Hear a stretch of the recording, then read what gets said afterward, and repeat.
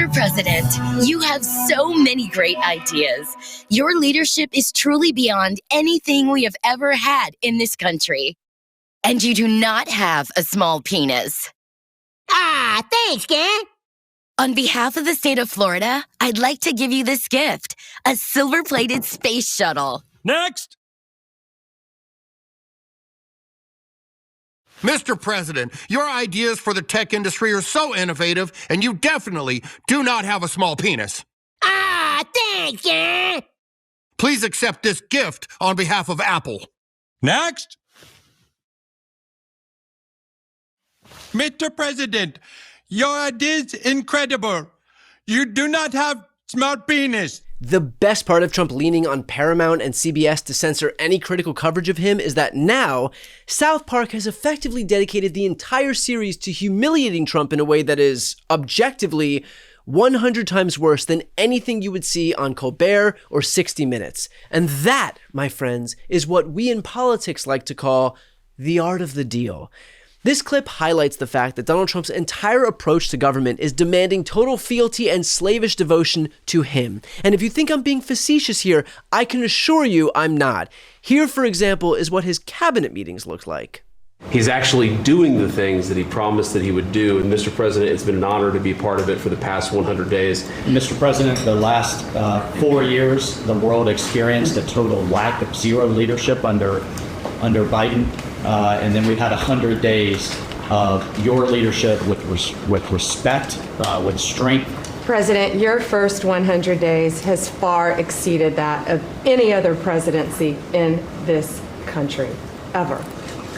Never seen anything like it. Thank you. President Trump, in your first term, when I had a chance to work with you as governor, you were courageous. The thing that's empowering this amazing group of people around this table, and you've probably assembled the greatest cabinet ever, is that this time you're not just courageous, you're actually fearless. You know, I'm old enough to remember when the Republicans actually impeached a president for getting a blowjob. Now they're the ones giving them to him. And look, while I would love to spend the entire video talking about South Park and their recognition that this president definitely, totally does not have a really tiny penis, the reality is that the autocratic tendencies don't only amount to cringy cabinet meetings. They are presenting themselves in his actual policies, like deploying the US military into American cities in an effort to normalize Americans to this idea that we live in a quasi-military dictatorship. And that's not just conjecture. Here's Trump basically confessing to it. In Nashville, and a lot of folks are saying, is there anything President Trump can do to help out the good people of Memphis? You know, Elon's building the big, huge AI supercomputer here. Is there anything that you can do to help cities like Memphis? I will be. We're doing a sort of a test right now in D.C. It's working unbelievably much faster than we thought. We've arrested hundreds of criminals, hardline criminals, people that will never be any good. I don't care what they say. You know, they say, oh, rehab. They're not going to rehab these people. These are hardline. And that extends to the mid-cycle map redraw because the God King felt entitled to 5 more seats in Texas, as Gavin Newsom pointed out here. They fired the first shot, Texas. We wouldn't be here had Texas not done what they just did. Donald Trump didn't do what he just did. He went so far as to follow up and say that he didn't just want those 5 seats. He said he's, quote unquote, entitled to those 5 seats. Just pause and reflect on that. Everything should have just stopped there. President of the United States claiming he's entitled to 5 seats. That should put chills up your spine. Every Republican, not just Democrat and Independent, every American. Those enduring values that we celebrate, just celebrated 249 years, the best of the Roman Republic, Greek democracy, the rule of law, co-equal branches of government, popular sovereignty. What we'll celebrate, will we? Next year, the 250th anniversary. So here's my request. Support the Democrats who are stepping up in this moment. The reason, for example, that I'm so focused on Gavin Newsom these days is because we need to offer positive reinforcement to the people who are fighting back. My dream would be that I get to highlight every Democratic governor in every blue state because they recognize the urgency of the moment and they're all fighting back. But right now, there is a leadership vacuum on the left. So I'll give Newsom props because he deserves them, but I also hope it incentivizes other governors to step up.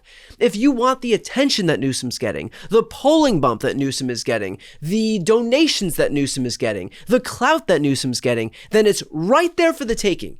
The Democratic base is begging and pleading for our leaders to step up and fight, to take bold action. The roadmap is right there for the taking. It's just a matter of doing it.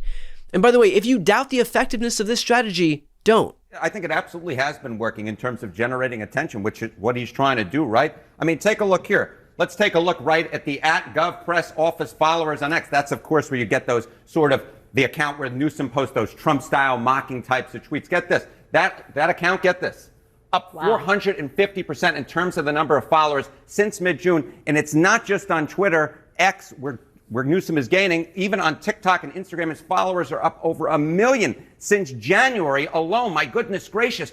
And more than that, Laura, more than that, what about Google? What about those Google searches for him? Get this, daily Google searches for Gavin Newsom up like a rocket. What are we talking about? Since June 1, up 1,300%. Compared to August 1st, look at that, up 500%. So the bottom line is, in politics, especially if you're thinking of entering in 2028, it's all about generating attention. And so far, Gavin Newsom has done a good job at generating attention. The Democrats want it. Do Democrats want it? Okay, do Democrats want it? This, I think, is the trend line that I think says it all. Democrats want their leaders to what? Try to stop the GOP or work with the GOP? You go back to 2017, you see here, work with the GOP took the cake at 74% compared to just 23% who said to try and stop the GOP. But now I'm going to come over to your side of the screen, Laura. Look at 2025. I'm coming as close as I can. 57% say they want the Democratic leaders to try and stop the GOP compared to just 42% who say they want them to work with the GOP. That is a major shift. What are we talking about here? Some quick math up here is 34% rise in terms of the percentage of Democrats who want their leaders to try and stop the GOP. So no wonder Gavin Newsom, he's looking at this polling. He's saying, I can generate attention. This is where the Democratic base is. And right now he seems to be following the Democratic base. Again, the playbook is right in front of you. Reach out and take it. And as far as we all are concerned, the regular people who value democracy and want to put an end to this authoritarian overreach, remember that Republicans want you to feel overwhelmed and hopeless and helpless, and so they deliberately flood the zone, knowing that it is beyond difficult to push back on everything. But that's where they underestimate us, because we will push back, and we will not become accustomed to the autocratic changes that we're seeing in this country. In fact, the polling bears that out. Trump now has a dismal 38% approval rating according to Pew. Is that still too high? Yes. But does it reflect a precipitous drop since the beginning of his term? Absolutely. Which tells us that Trump is losing support from Americans who had previously supported him, and that Americans are paying attention to what's going on to the point where they can actually register that newfound disapproval. But here's perhaps the most important point. These moves that Trump is taking, while dangerous, are a reflection on his weakness, not his strength. If you're coming from a position of strength, you do not need to weaponize the US military. You don't need to extort law firms and universities and media outlets. You don't need to attack Americans who don't support your political agenda. But that's exactly what they're doing, because they know they can't win on their platform, on their policies, and so they have to try and consolidate power instead. So we have a few jobs here. A, support the South Parks of the world, because laughing at these fascist motherfuckers pierces the illusion that they're all-powerful and beyond reproach. To Trump's dismay, we still live in a free country, we still have First Amendment rights, and we will never stop criticizing these small-dicked, thin-skinned authoritarians who are trying to end our democracy. B, do not turn away. Republicans want you to feel like their takeover is a done deal. It's not. They are not immune to pressure. They are not unaccountable. The reason that they try so hard to suppress our voices is because they know precisely how powerful they are. So don't forget to use them. And C, support what's happening in California. This is an example of what it looks like when Democrats fight. We need to fight fire with fire. The GOP is trying to entrench permanent Republican rule. This is our way of fighting back. And we won't let that happen. So if you'd like to donate to the California map redraw to neutralize the Texas power grab, along with the Indiana and Missouri and Florida power grabs, I'm going to put that link on this screen and in the post description of this video. In all, what I'm trying to say is that we do not give up, we fight. We're going to look back 10, 15 years from now, and our kids and our grandkids are going to ask us what we did when democracy was on the line. Make sure they know that when you had the chance, you did everything you could to fight back. Before you go, if you enjoyed this content and you want to see more and support independent media, please subscribe to this channel. The subscribe button will be right here on this screen. But second, the reality is that we are now in a political environment where this administration can lean on any of the social media platforms to suppress certain voices if they don't like critical coverage. That means my longevity here is in the hands of a few tech billionaires who are already making it clear that they are willing to cater to this administration.